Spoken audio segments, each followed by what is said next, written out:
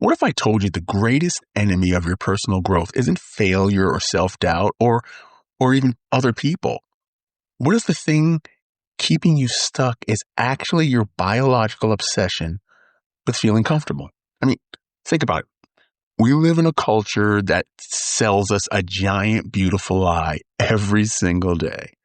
And that lie is this: if it's right for you, it'll feel good. We look for green flags. We chase good vibes only. And then the second a decision, a relationship, or a new habit starts to scrape against our nerves, we treat that discomfort like a flashing red warning light. We say, my intuition is telling me that this isn't alignment. But I want to challenge that today, because sometimes your intuition isn't talking to you at all. Sometimes it's just your comfort zone throwing a temper tantrum. Just because you don't like how it feels doesn't mean it's not right. So let's talk about it. Welcome to the Catalyst Podcast. I'm your host, Jason, and you can catch us on all your favorite platforms. You know them, folks: Facebook, YouTube, Instagram, Threads, and TikTok. You can also listen to the episodes on Amazon Music, Apple Podcasts, Spotify, iHeartRadio, and Podbean. Folks, we want to hear from you. If you're interested in being a guest or contributing, please reach out to us at catalystmotivationpodcast@gmail.com. That's catalystmotivationpodcast@gmail.com. Join the Catalyst community today and be part of something truly transformative. Welcome, welcome, welcome to episode 150, The Comfort Trap: Why the Right Path Seldom Feels Good. So, to continue, in fact, most of the things that will actually save your life, heal your relationship, or even build your future are going to feel absolutely terrible at first. All right? So what we're going to do today is break down why the right path seldom feels so good and why we make mistakes with growth for a threat, and how to tell the difference between the warning signs and growing pains. Okay? So let me tell a story. About 3 years ago, I decided my communication style in my closeted relationships needed a serious upgrade. Now, I'm a fixer by nature, and if you come to me with a problem, I want to build a bridge, tighten the bolts, and, hand you the blueprint. But my partner didn't need a contractor. She needed a partner. So I committed to practicing what therapists call the active, non-defensive listening. Sounds beautiful on paper, right? But stick with me. Let me tell you what it actually felt like the first time we had an argument and I tried it. It felt like I was swallowing fire. Okay. My lungs felt tight. My brain was screaming, "Stop her, interrupt her, get in the middle, defend your honor, tell her why my timeline of events is mathematically incorrect," or every cell in my body was signaling, "Danger, Will Robinson, danger, Will Robinson." It felt wrong. It felt unnatural. Now, if I had mapped my true strictly to my emotional state when I was in that room, I would have walked out or even doubled down on yelling, but I stayed quiet. I breathed through my chest, breathed through it all, and on the other side of that agonizing, deeply uncomfortable silence, we actually resolved the issue in 20 minutes instead of 3 days. The discomfort didn't mean the boundary was wrong. It meant my ego was suffocating. And frankly, my ego needed to lose some oxygen, right? We do this with everything, right? Think about the last time you tried to set a boundary with a toxic family member or a demanding boss. Right? You practice the script in the mirror. You sound like the warrior. Then you actually say the words, "I can't take this project on over the weekend." And what happens? Do you feel victorious? Do you hear angels singing? No. You feel a wave of nauseating guilt. You sit at your desk wondering if you're a horrible person. And here's the data on this. Neurologists have found that when we break a familiar behavioral pattern, even a bad one, The amygdala, the brain's primary alarm system, fires off exactly as if we're being faced with a physical threat. To your brain, predictability equals safety. So when you do something healthy but unfamiliar, your brain doesn't say, wow, look at us setting boundaries. It says, oh my God, we are outside of the cave and the saber-toothed tiger is going to eat us. Right? It's what I call green smoothie illusion, right? We think healthy choices should taste like milkshakes, but real health tastes a little bit like dirt and grass before you get used to it. Right? Here's a beautiful concept from an ancient Stoic philosopher who championed guys like Marcus Aurelius. It's called amor fati. I hope I'm saying that right. Amor fati, the love of one's faith. But modern psychology takes it a step further with something called cognitive friction. All right? Now follow me. Cognitive friction is the mental ache that happens when your brain is forced to forge a new neural pathway. Think of your brain like Snowy Hill, right? Your old habits, the people pleasing, the avoiding hard conversations, the staying in conversations or uncomfortable dead end jobs, those are deep, well-worn sled tracks, right? Going down those tracks are easy. They feel smooth. They feel right because they require zero effort. Now, when you decide to choose a new, healthier path, you're dragging your sled through fresh, heavy, waist-deep snow. It's exhausting. It's frustrating. It feels clunky, right? The point is this. We have to stop mislabeling cognitive friction as wrongness, right? Let's be honest for a second, right?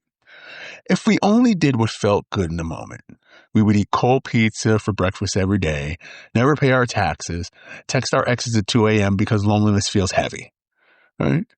No. Now listen, I love a good joke as much as anyone. And honestly, looking at the fitness industry, it's a multi-billion-dollar machine entirely built on the fact of how we hate how the right thing feels. We buy gym memberships in January because we love the idea of fitness. And by February, we're on the couch with much higher returns of immediate emotional investment, right? The couch doesn't burn your thighs. The couch doesn't judge your sports bra. The couch never, nobody ever grew a spine or a bicep by sitting on a plush cushion, right? When you feel that internal burn, whether it's physical, emotional, or psychological, you need to pause and ask a massive question. Is this pain breaking me down? Or is this pain breaking me open? So you're probably asking yourself, how do you tell the difference, right?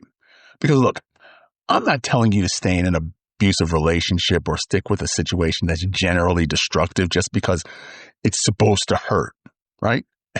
Absolutely not. I'm not saying that at all. Let's be absolutely clear.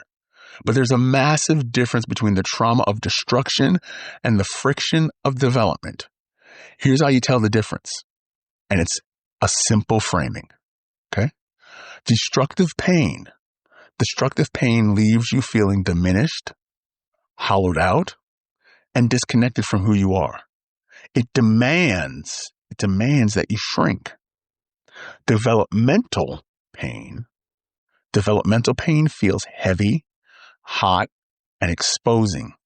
But underneath the sweat, you feel the quiet sense of self-respect. It demands that you expand.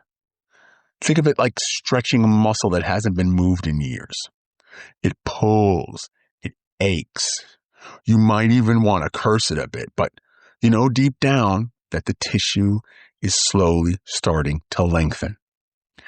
When you start to understand that discomfort is often just the currency of admission to a better version of yourself, your whole world shifts. You stop running from the heat. You start to stand in it. Let it burn off the parts that you have outgrown anyway. So, what should we do next? How about giving you an actionable tool to utilize? Let's do that. Let's call it the 90-second rule. Okay? The 90-second rule. So, I don't want you to leave, with anything bad, but let's focus on this. It's the 90-second rule. I kind of lost my train of thought. I had a fart bubble there for a minute. So the next time with this 90-second rule, the next time you're faced with a hard decision, right? A conversation you need to have, a boundary you need to hold, a habit you need to start, and that wave of resistance starts to hit you, I want you to practice the 90-second friction pause. Okay?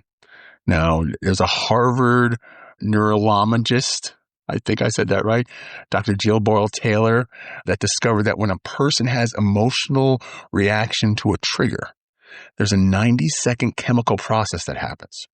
Right? Now, from the moment the emotion is triggered to the time the chemical completely flushes out of your bloodstream, it takes exactly 1.5 minutes. Anything you feel after that 90-second window is your own looping of the story, fueling the fire and trying to escape back to the old sled tracks. So, here's your exercise for this week. Okay? Identify the friction. All right. Identify the friction. When you feel the urge to quit a hard task, avoid a conversation, or cave into a boundary, label it out loud and say, this is cognitive friction. My amygdala is lying to me right now. This is cognitive friction. My amygdala is lying to me right now. Second thing you want to do is set a timer. Literally look at your watch or your phone and give yourself 90 seconds. And put the little stopwatch you have on your phone. Give yourself 90 seconds. Next, breathe into the heat. Breathe into the heat. Sit there. Do not text back. Do not close the laptop. Do not open the fridge. Let the chemical wave peak and crash. And then finally, you're going to ask yourself a growth question. Once that 90 seconds are up, you're going to ask yourself, if I choose comfort right now, who am I betraying?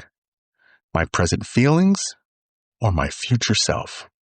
If I choose comfort right now, who am I betraying? My present feelings or my future self? Choose your future self every single time. Every single time. Folks, listen, it's not supposed to be easy. It's not supposed to be easy. And whoever told you that lied to you. It's supposed to feel worth it. Lean into the friction. Trust the burn. Remember, just because you don't like how it feels right now doesn't mean it isn't exactly right for you. And it's not the right step towards the person that you want to become. Lean into it. Take the step. Change the path.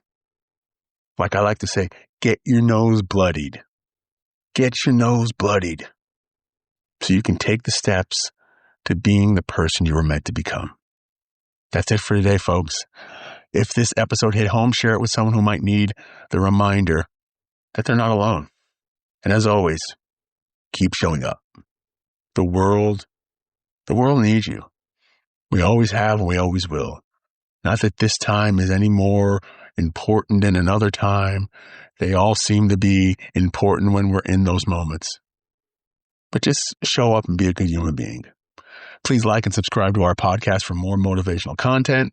Follow us on Facebook, YouTube, Instagram, Threads, and TikTok for even more inspiration. And don't forget about the book, The Ways of Compromise. It's out there. Go pick it up. We'd really appreciate it. Folks, episode 150. 150. I want to thank you so much for listening.